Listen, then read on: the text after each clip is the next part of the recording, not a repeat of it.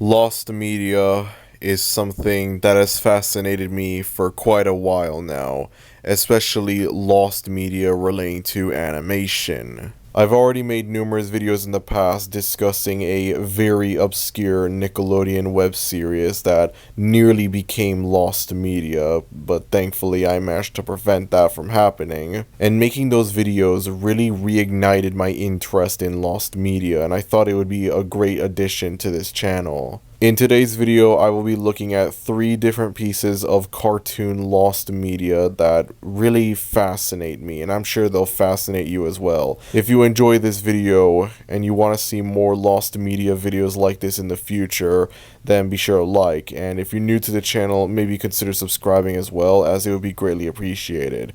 With that said, let us dive in to our first topic.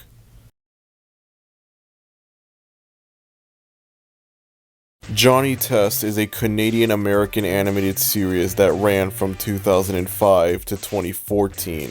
The titular character of the show is voiced by James Arnold Taylor, and although he is the main voice of Johnny Test, he's not the only voice actor for the character. In 2004, a pitch pilot was made for the show. James Arnold Taylor voices Johnny in this pitch pilot, and he would end up being the only voice actor from this pilot to return to the show. Give me the keys to your big drill atomic earth drill thingy. The pilot featured an entirely American cast, whereas the final cartoon had a mostly Canadian cast with the exception of James. As it turns out though, James, alongside the rest of the American cast from the pitch pilot, was supposed to be replaced once the show got picked up to become a full series. This old archived article from James Arnold Taylor's website will basically describe everything. When Johnny was originally done as a pilot for Kids WB, the talented writer, director, and creator of the show, Scott Fellows, cast me as Johnny as well as other characters. Then the show got picked up to be a series, but I unfortunately was not going to be a part of the cast. The entire show was to be recorded in Canada, and so all the cast would be there too. When I had read in the trade magazines that Johnny had been picked up by the WB as a new show, I called my agent and asked when we start. They then told me about Canada, and I was a bit bummed to say the least. In voiceover, it's pretty common to be recast or for there to be a change in characters, etc., so you learn to move on quickly.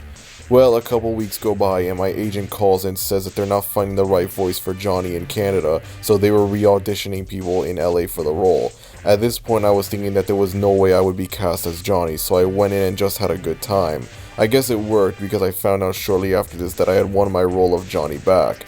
The only bummer was that the first 12 stories, 6 episodes, 2 stories per show, had already been animated and recorded with another actor, meaning I would have to ADR, automatic dialogue replacement, all 12 stories, and we had to do them fast. This alternate dub is currently lost, and for a while this was the only evidence I could find for this alternate dub of Johnny Test. Recently, however, I've started digging through old Kids WB advertisements for the show, and I've noticed that some of them have a different sounding voice for Johnny, and there's a possibility that this could be remnants of this alternate dub. Have a listen. Shape-shifting powers, go! With shape-shifting powers, go! I knew you'd come to rescue me. I really tried not to. I knew you'd come to rescue me. I really tried not to. It is unknown who this other voice actor for Johnny is, or if this even is the voice that's featured in the alternate dub. I bring this up because I've came across an ad that teases Johnny Test along with a bunch of other cartoons that were going to come out around the same time, and there's something very interesting that I've noticed about it. I'm going to play the trailer now and I'm going to see if you can notice anything different about it, anything off.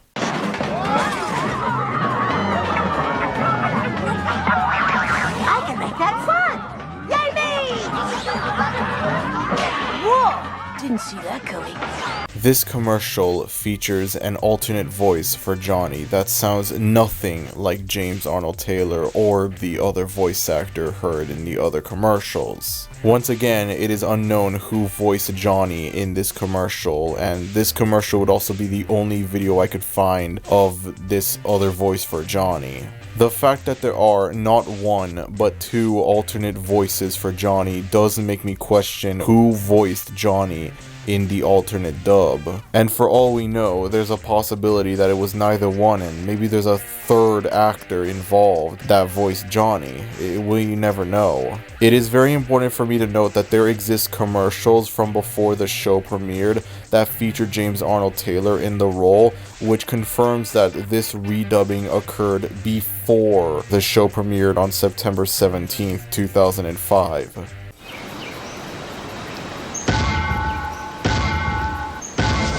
You don't have an atomic Earth dozer.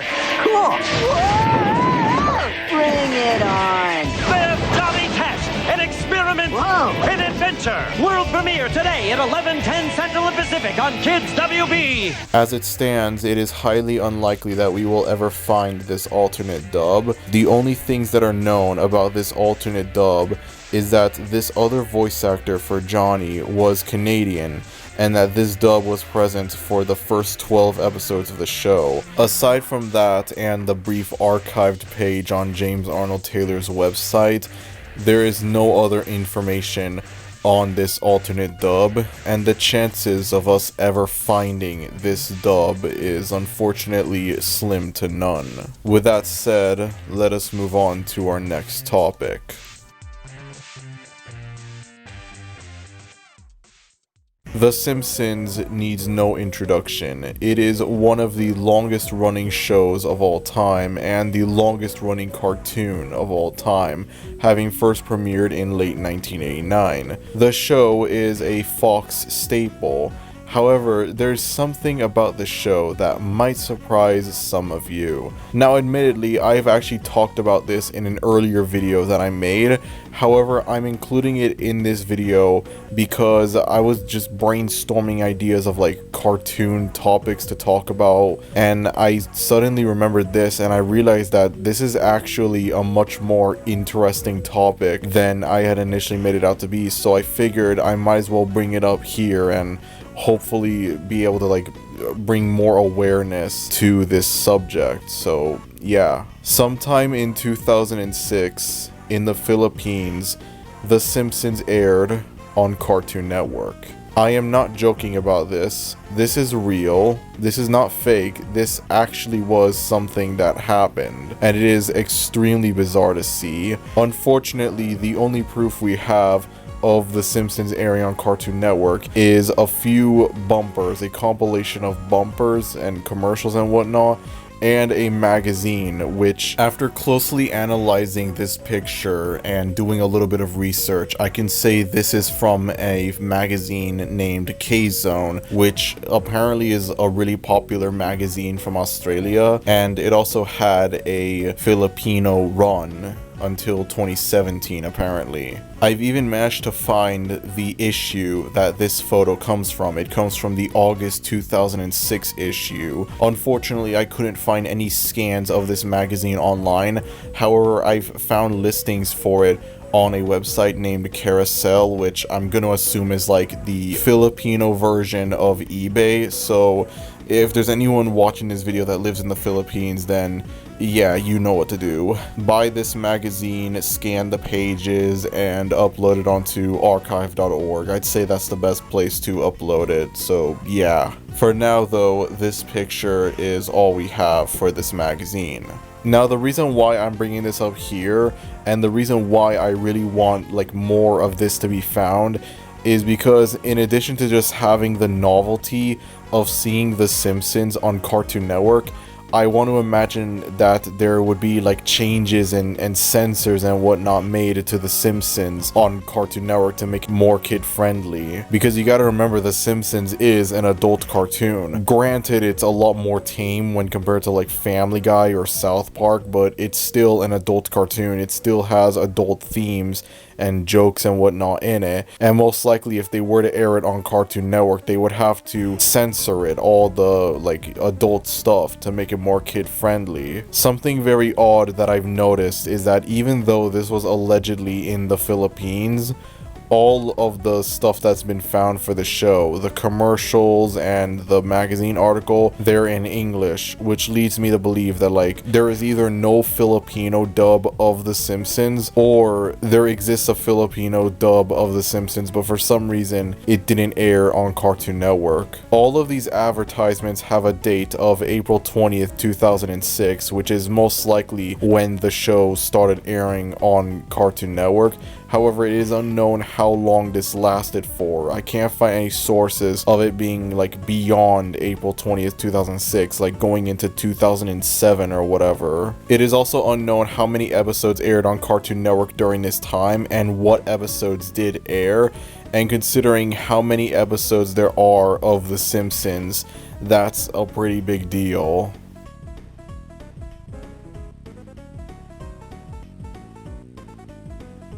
There is one new discovery that I managed to make regarding this Simpsons Cartoon Network thing, and that's this image that was presumably taken from like Cartoon Network Philippines website. I found this on a Cartoon Network City DeviantArt account, and I'm just gonna go and assume that it's legitimate. I'm just putting this into the video just to play it safe. Like with the alternate Johnny Test dub, there isn't a whole lot of material for me to work with. There isn't a lot of information out there about The Simpsons on Cartoon Network, and unfortunately I find it highly unlikely again that this will ever be found, like if we find like an entire episode. And the main things I'm interested in are the potential censors and whatnot made to the show in order to make it like family friendly to air on Cartoon Network. You could easily take like a random Simpsons episode and slap the 2005 Cartoon Network logo on the bottom right and be like, oh guys, it's The Simpsons on Cartoon Network. But like, that's not the same. It's just not the same. The Simpsons airing on Cartoon Network is a very interesting thing, and I find it very disappointing that we will most likely never know more stuff about it. And I'm surprised, you know, it isn't brought up more whenever people talk about lost cartoon media. I have seen people briefly bring up just how weird it is that The Simpsons aired on Cartoon Network, but I've not seen anyone bring up the possibility that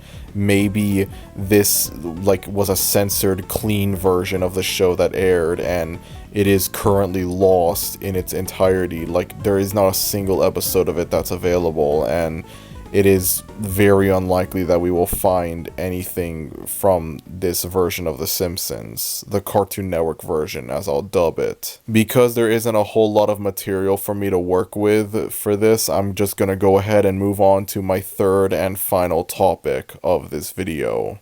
The Simpsons is back on Cartoon Network. The Simpsons is back on Cartoon Network.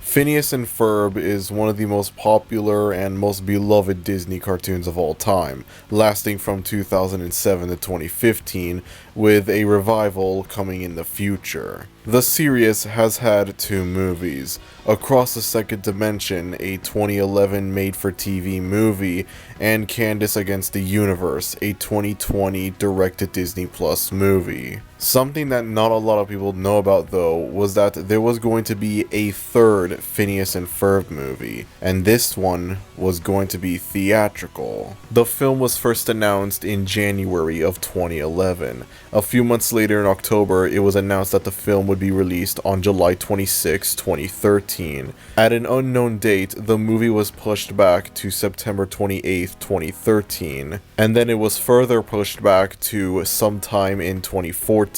Finally, the movie was taken off of Disney's schedule, and nothing has come out of the movie since then. There is almost no information on this movie. It is not known what this movie could have been about. The only thing that we know about this movie, and this is coming from different articles of the movie, is that this was going to be a live-action animated hybrid film. It wasn't going to be a purely animated movie. Aside from that, there is no other information surrounding this movie. Given the fact that this was supposed to be a live-action animated hybrid movie, my best bet was that this was going to be one of those cartoon characters enter the real world sort of movies. characters. Maybe Phineas and Ferb would invent something, or Doofenshmirtz would invent an innator or something that would cause the main cast of the show to enter the real world, and it would be like a Roger Rabbit sort of thing where the characters themselves are like 2D animated, but then everything surrounding them is like real life, like it's live action and whatnot. That's the only possible plot that I could think of for this movie. I cannot think of any other plot that would work for a live-action animated hybrid movie based on Phineas and Ferb. It is also unknown why the movie was cancelled and how far it got into production before it was cancelled. I won't lie though, I really do want to see like what was made of this movie before it got cancelled, if anything was made at all. The fact that this was supposed to be a live-action animated hybrid movie makes me even more curious.